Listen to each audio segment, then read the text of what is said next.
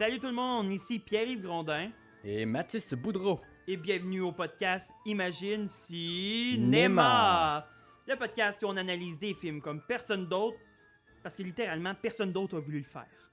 Le thème d'aujourd'hui contient des films qui font réagir. On les consomme, on les déteste, ils nous font pleurer, ils nous font crier. Ce sont les films d'horreur. Dis-moi Mathis, est-ce que t'es un fan des films d'horreur? Moi, j'adore les films d'horreur, en fait, parce que j'ai l'impression que c'est le seul genre de film qui me procure vraiment des émotions. C'est pas normal, là. Tu sais, quand que tu dois absolument visionner l'histoire de la petite Annabelle, qui parle avec des esprits, puis qui finit à sortir son couteau, puis à torturer sa mère pour ressentir quelque chose, là. Ben, c'est parce que ta palette d'émotions est vraiment scrap. Puis toi? Puis ouais? Ouais, au contraire.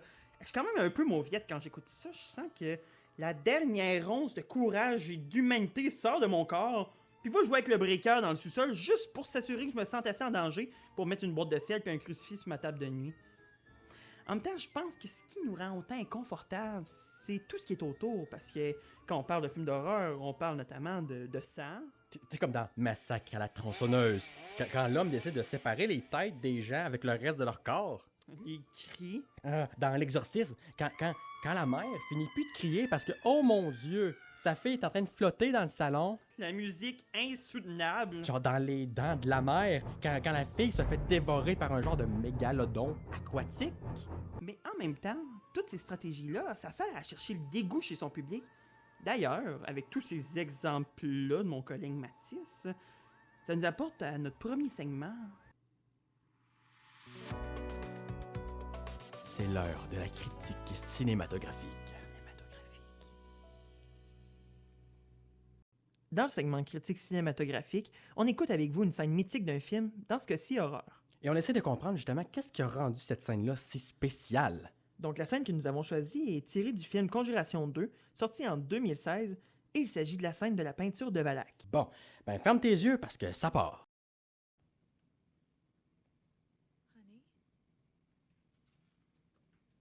Déjà ici, on comprend qu'on est dans un film d'horreur. Checkez-moi cette tapisserie-là, c'est horrifiant. Puis en même temps, là, regardez aussi les escaliers. C'est pas normal que tes escaliers en velours aient l'air plus doux que ton papier de toilette. Sérieux. Oh, ok. Fait que là, ici, ça peut douter. On pourrait se demander si c'est pas la femme de ménage qui fait un chiffre de trop ou c'est quelqu'un d'inconnu. Mais en même temps, avoir la réaction, elle a pas l'air de la connaître. Ah, ben là, ça avance. Puis à noter aussi que le corridor est quand même étroit. Pour vrai, si je vivais dans cette maison-là, je serais un petit peu anxieux parce que la claustrophobie, c'est un vrai problème dans la vie. Ouais, là, je vais juste prendre un petit instant. Là, t'as vu, là, soit la femme de ménage ou soit l'inconnu qui rentre dans cette salle-là. Moi, je voudrais savoir, tu t'attends à quoi en ouvrant la porte doucement pour pas la déranger? Qu'elle sorte et qu'elle dise « Oh non, tu m'as trouvé, c'est à ton tour de compter maintenant! » Mais non.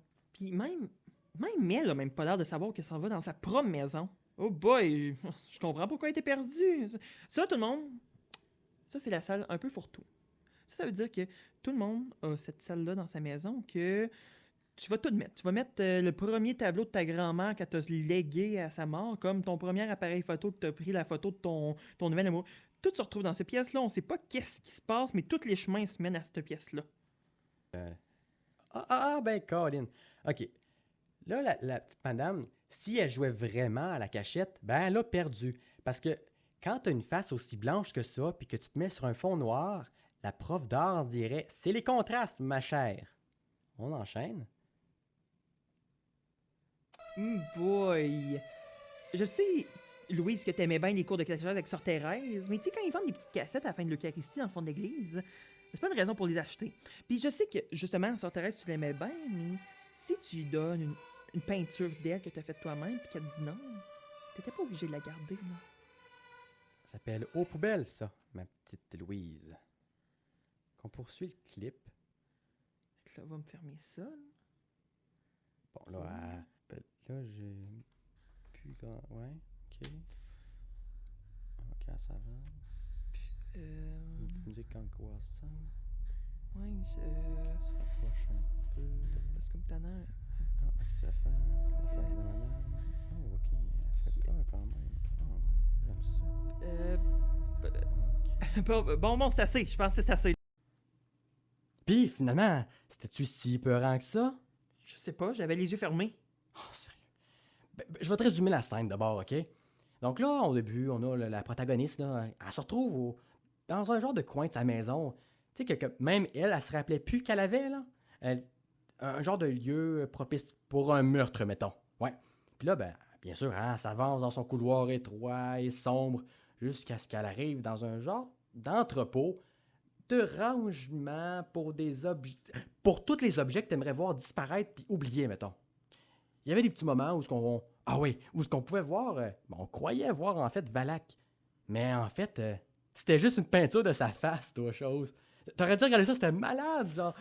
Ouais, mais en même temps, en ayant les yeux fermés, j'ai réalisé comment la trame sonore était importante. Déjà, ça commence avec un petit bruit étranger, qu'on sait pas trop qu'est-ce qui se passe.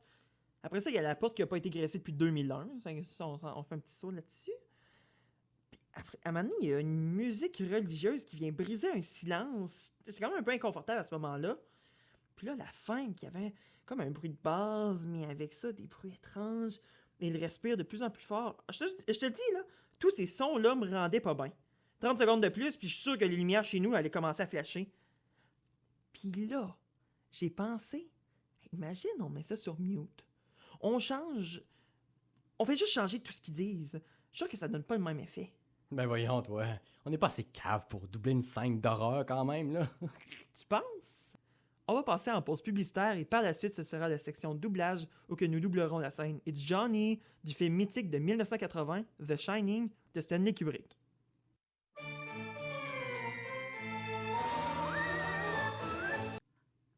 Ah, Georges, qu'est-ce que tu fais? Ah ben non, Mélanie, je pensais pas te voir ici pendant que je classais des trucs. Ben voyons, qu'est-ce que tu classes qui sent aussi bon? Ben ça, ma petite, c'est des granules pour mon poêle de qualité supérieure. T'as pris ça où? Je peux-tu en avoir moi aussi? Ben oui, tu peux en avoir toi aussi. Moi, dans mon temps, là, des granules de cette qualité-là, ça existait juste dans les films. C'est pas pour dire, hein, papy, il est surpris, alors... Ben voyons, il est parti. Je lui ai volé une poignée, il le saura pas. Pour plus d'informations sur les poêles et granules bossés, vous pouvez contacter le 639-923-396... non, 369... Au début. 639-923-3639. Je pense. Ou au www. Les meilleurs types de granules avec tous les aliments nutritifs pour une croissance optimale avec des fibres non génétiquement modifiés avec des poils à bas de qualité supérieure juste chez Bossé.com. On est présentement de retour de la pause et vous écoutez encore le podcast Imagine Cinéma! Et on commence tout de suite pour la prochaine section de notre podcast, de l'émission, qui va être le segment doublage. Mesdames et messieurs, c'est l'heure du doublage.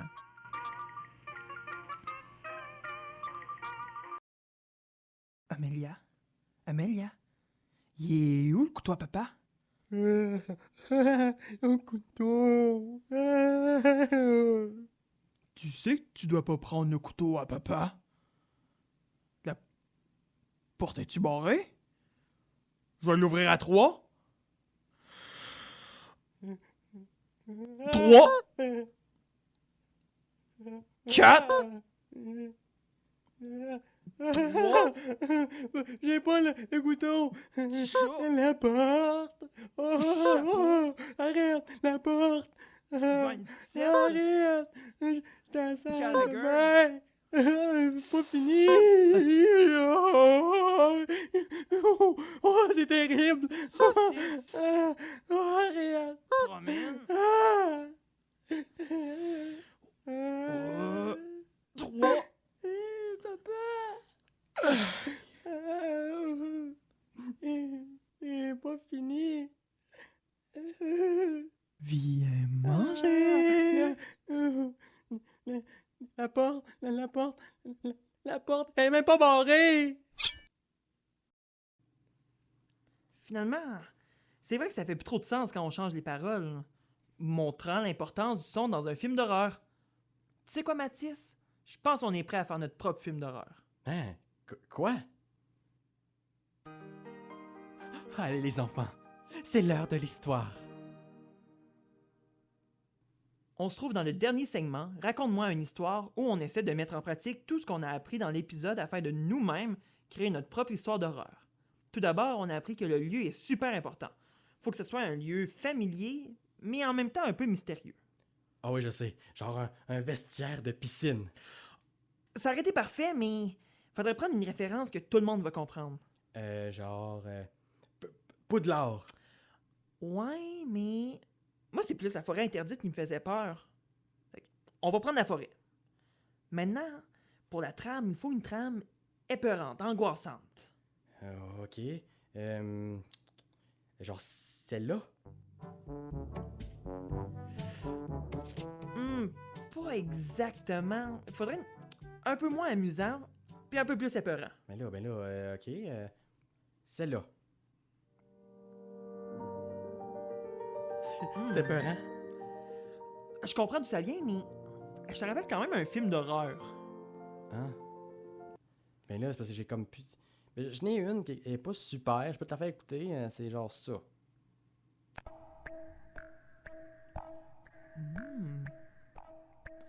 Ouais, c'est exactement ça. C'est mystérieux, c'est parfait. Garde-la de côté, on va la mettre tantôt. Ok. Finalement, il me faut un personnage. Je le sais. On va me prendre comme personnage principal. Ah, sérieux, là, encore toi, là? Ok, ça va être l'histoire d'Eliot. Ben oui. Ok. On commence. Eliot est un grand fan d'histoires d'horreur. Il les aime tellement qu'il recherche des lieux qui font peur afin de se tester lui-même. Il a entendu à un moment donné qu'il y avait une forêt à quelques heures de chez lui où il y a eu plusieurs étranges disparitions, dont une fillette qui s'est aventurée pour aller chercher son ballon et elle a été considérée disparue pendant au moins 5 ans avant d'y ressortir sans y avoir changé. Donc ça intrigue le petit Eliot. Donc ça intrigue le jeune aventurier qu'est Eliot et il décide d'aller dans la fameuse forêt. Il marche. Le chemin commence à se rétrécir et à un moment donné, il passe un arbre. Il a une profonde angoisse qui monte. Il se sent de plus en plus observé et à un moment, il entend un bruit. C'était son ventre qui avait gargouillé. Voyons, c'est pas bon, ça? Oh, j'ai une meilleure idée. C'était des rires d'enfants. Il les entend de plus en plus fort et immédiatement, Eliot court et va se réfugier dans une cabane de bois qu'il a rencontrée dans sa course. Lorsqu'il a voulu sortir de la cabane, il était pris à l'intérieur. On dit encore, aujourd'hui, qu'il s'amuserait à faire peur aux voyageurs afin de les enfermer dans la même cabane que lui, afin de se venger d'être lui-même pris là, et ce, jusqu'à la fin des temps. C'est ce qui conclut notre épisode d'aujourd'hui sur le film d'horreur. On vous remercie beaucoup d'avoir écouté.